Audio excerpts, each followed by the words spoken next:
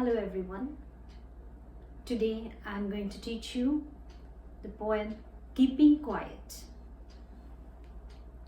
Keeping Quiet was written by Pablo Neruda, which is the pen name of Neftali Ricardo Reis Basalto.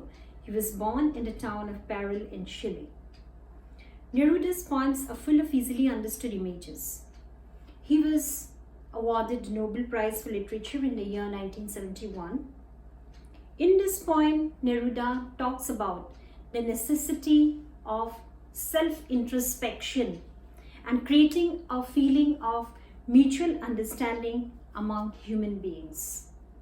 And I think this poem is very much relevant to the present scenario, the global scenario of the outbreak of the coronavirus taking many people's lives globally. Here he requests us to introspect on what we are doing. Let us read the poem loudly once.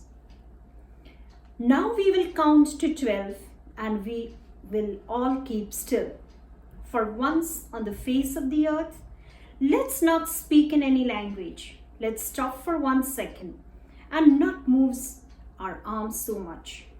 It would be an exotic moment without rush, without engines. We would all be together in a sudden strangeness. Fishermen in the cold sea would not harm whales, and a man gathering salt would look at his hurt hands. Those who prepared green wars with gas, wars with fire, victory with no survivors, would put on clean clothes and walk about with their brothers in the shade doing nothing. What I want should not be confused with total inactivity. Life is what it is about. I want no truck with death. If we were not so single-minded about keeping our lives moving and for once could do nothing, perhaps a huge silence might interrupt this sadness of never understanding ourselves and of threatening ourselves with death. Perhaps the earth can teach us, as when everything seems dead and later proves to be alive. Now I will count up to 12 and you keep quiet and I will go. This is a loud reading of it. Now I will be giving you a detailed explanation of the poem. In this process of introspection, the poet Pablo Neruda, he asks us to count up to 12. This is a question to be pondered upon again. Why does he ask us to count up to 12? Maybe it's because of the 12 months of the calendar, the 12 zodiac signs. It's up to you, children, give your own interpretation why he doesn't ask us to count up to 13 or any other number, but up to 12. So let us all count up to 12 and we will all keep still. For once on the face of the earth, let's not speak in any language. Let's stop for 1 second and not move our arms so much. So he appeals to the humanity, to the human race, to keep still for some time without speaking in any language. Because when you speak, you have trouble. Let's stop for 1 second and not move our arms so much. No gesture, nothing he has asked us, just to keep quiet. It would be an exotic moment, without rush, without engines. We would all be together in a sudden strangeness. Now children, when you keep quiet, how? It's just an exotic moment, a strange moment of stillness. Just try to experience that. It's a really exotic moment, a very strange moment, because in this technologically advanced society, we are in the mad rush to fulfill all our needs. We don't have time to keep quiet. But if we all keep quiet, just imagine how the strangeness of the situation will be. Hope you had observed that in the Janta curfew that day, 22nd March. How the stillness the earth was around you. Personally, I could enjoy the chirping of the birds that day. So it was just an exotic moment, without engines, without nothing. Sudden strangeness. So he asked humanity to do it, to practice it at our own level. What will happen as a result of that, he explains in the next stanza. Fishermen in the cold sea would not harm whales. Fishermen, day in and day out, they keep on hunting for whales. They will not be doing any harm to the whales. And a man gathering salt in the saline water of the sea, he would have time to see his hands, how much hurt he has caused by collecting salt. In a similar way, those who prepare green wars means with the environment, cutting trees and everything, exploiting the environment. Was it gas? Was it fire? Victory with no survivors. Yes, he has won the game. He's won the war. But after destruction, is there any point in that winning, in that triumph? So in that case, if there are no green wars, no wars at fire, no wars at gas, what will they do? They will join hands together and walk in a friendly way. This is what Pablo Neruda in this poem asks for us to do.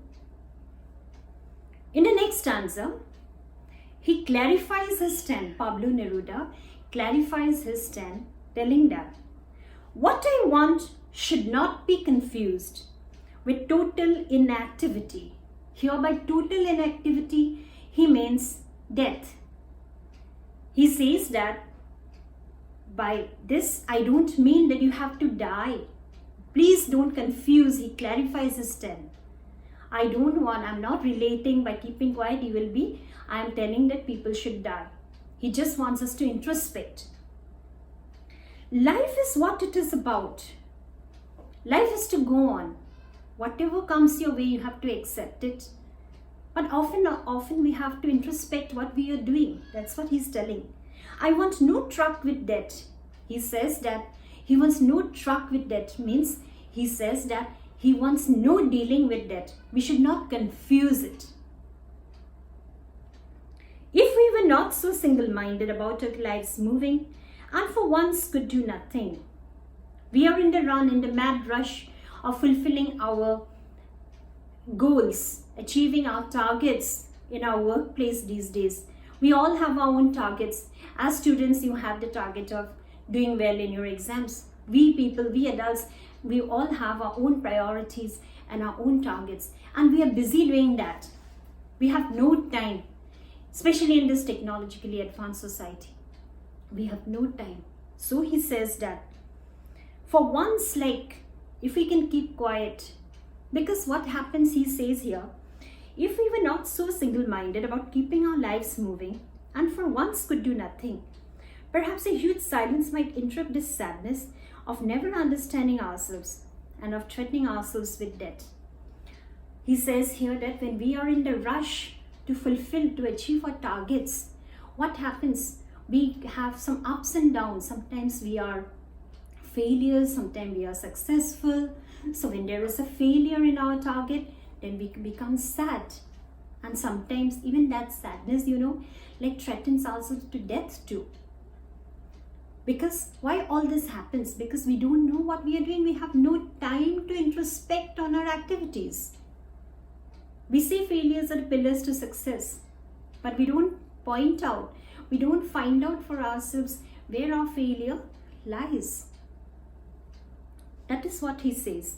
Sadness of never understanding ourselves, and of threatening ourselves with death. We have no time to do that. So he urges that we better keep quiet for some time. We should not work all the time. Some rest is required for us to introspect on our activities or what we are doing. Finally, he says, perhaps the earth can teach us, as when everything seems dead and later proves to be alive. He gives the example, he compares to that we need to learn from the Mother Earth. So much of activities are being done on the Mother Earth. She keeps quiet. Yes, everything seems dead sometimes on the Mother Earth, but again, she comes back to life. So he says finally, now I will count up to 12 and you keep quiet and I will go.